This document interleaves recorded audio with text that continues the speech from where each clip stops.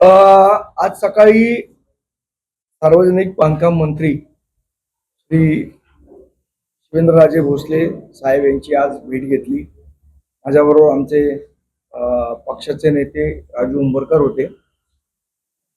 मुळात आपण बघितलं असेल 2 दिवस ज्या पद्धतीने म्हणजे आम्ही व्हिडिओ टाकले आणि सार्वजनिक बांधकाम खात्यातल्या अधिकाऱ्यांचा भ्रष्टाचार ज्या पद्धतीने मनमानी पद्धतीने होत होता, कुठलाच त्याला ताळमेळ नव्हता.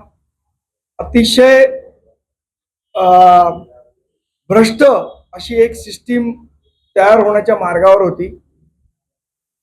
आणि आज त्यांची मी भेट घेतली. त्यांना आम्ही सविस्तर सगळा विषय त्यांच्या समोर मांडला. कशा पद्धतीने भ्रष्टाचार होतोय, अधिकारी कशा पद्धतीने मनमानी करतायत, हे सगळे विषय त्यांच्या निदर्शनास आणून दिले. आज तरी तातडीने 2 अधिकारी, एक जो शाखा अभियंता आहे तो आणि एक डेप्युटी इंजिनियर, यांना तातडीने आज सस्पेंड केलेलं आहे. आपले व्हिडिओ आल्यानंतर त्याच्यात जे अधिकारी दिसत आहेत त्यांनी आम्हाला आश्वासन दिलेलं आहे की या सगळ्या संदर्भात एक चौकशी समिती ही स्थापन होईल. त्या समितीसमोर आमच्याकडे जे पुरावे आहेत ते सुद्धा आम्ही देऊ. त्या संदर्भातली सुद्धा चौकशी करतील. तसंच आम्ही एक बाब त्यांच्या निदर्शनास आणून दिली की अनेक कंत्राटदार आहेत ज्यांची बिलं जाणीवपूर्वक पैसे देत नाहीत म्हणून थकवलेली आहेत अधिकाऱ्यांनी. त्या संदर्भात सुद्धा ती चौकशी समिती त्यांना हिअरिंग देईल. त्या लोकांचे काय ग्रीव्हन्सेस असतील ते ऐकून घेतील. दुसरा महत्वाचा मुद्दा जो आहे तो आम्ही मांडला की बऱ्याच ठिकाणी, खास करून मुंबई डिव्हिजन मध्ये, कामं न करताच बिलं रेस करायची आणि त्याचे पैसे घ्यायचे असे प्रकारचे गोष्टी झालेल्या आहेत. त्याही आम्ही त्यांच्या निदर्शनास आणून दिल्या. त्या संदर्भात पण कारवाई करण्याचं आश्वासन त्यांनी आम्हाला दिलंय. तातडीने कारवाई करण्याचं आश्वासन दिलंय. तिसरी महत्वाची गोष्ट, बऱ्याचदा असं होतं की सार्वजनिक बांधकाम करायचं एक काम होतं आणि 2 वर्षात पुन्हा त्याचं टेंडर काढलं जातं. जसा रस्त्याला डिफेक्ट लायबिलिटी पिरियड असतो त्या पद्धतीने सार्वजनिक बांधकाम खात्याचे कंत्राटदार जी कामं करतील त्या कामांसाठी डिफेक्ट लायबिलिटी पिरियड असावा अशी आम्ही त्यांना मागणी केली.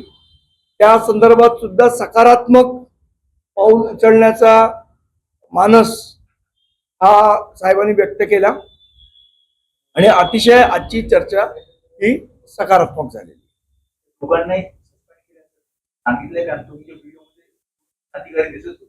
ते सगळ्या त्या दोन्ही अधिकाऱ्यांना सस्पेंड केलेलं आहे. तातडीने आज सकाळी काल रात्री त्यांनी सस्पेंड केले आणि त्याचं त्यांनी आम्हाला सांगितलेलं आहे. या सगळ्या संदर्भात एक एसओपी तयार झाली पाहिजे की अधिकारी मनमानी पद्धतीने कामं देऊ शकत नाहीत आणि मनमानी पद्धतीने पेमेंट करू शकत नाही.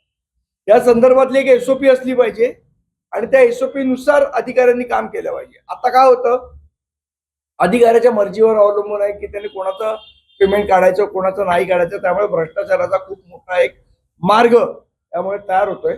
त्यामुळे याची एक एसओपी, याची एक नियमावली तयार करण्याचं आश्वासन सुद्धा त्यांनी आम्हाला दिलं आणि त्या नियमावली, त्या एसओपी प्रमाणेच कंत्राटदारांची पेमेंट होतील. कामाच्या बाबतीत कामं जी PWDच्या मार्फत केली जातात त्याच्यामध्ये पारदर्शकता येईल अशा पद्धतीची नियमावली जी आता समिती नेमणार ती समिती तयार करेल. आणि आमचे नेते विदर्भातले श्री राजू उंबरकर यांनी सुद्धा विदर्भामध्ये कशा पद्धतीचा अधिकाऱ्यांची मनमानी चालली आहे, कशा पद्धतीचा भ्रष्टाचार होतोय त्या संदर्भातलं विस्तृत माहिती त्यांना दिली. त्या संदर्भात सुद्धा विशेष एका अधिकाऱ्याकडे या संदर्भातली चौकशी करण्याचे आदेश देण्याचं त्यांनी मान्य केलेलं आहे. त्यामुळे एकंदरीत ज्या मुळात आमचा उद्देश हा कोणाला बदनाम करणं किंवा हा नव्हता. सिस्टीम मध्ये पारदर्शकता आली पाहिजे. तर सरकार म्हणतंय की भ्रष्टाचारामध्ये 0 टॉलरन्स आहे, तो 0 टॉलरन्स हा रस्त्यावर दिसला पाहिजे, प्रत्यक्षात दिसला पाहिजे, ही आमची मागणी होती. कोणालाही बदनाम करण्याचा उद्देश नव्हता, पण सिस्टीम पारदर्शक झाली पाहिजे, सिस्टीम मध्ये चेंज झाला पाहिजे या भावनेने आम्ही हे सगळं केलं. आणि त्या दृष्टीने आजचा निर्णय हा सकारात्मकरित्या शिवेंद्रराजे साहेब भोसले यांनी घेतलेला आहे.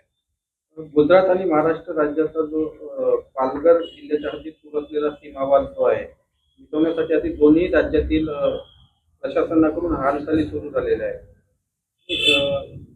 पालघर जिल्ह्याच्या ज्या सरासरी व्यवस्थित ग्रामपंचायत हद्दीत गुजरात राज्याची सुरू असल्याचा आरोप यापूर्वी ग्रामस्थांकडून करण्यात आला होता.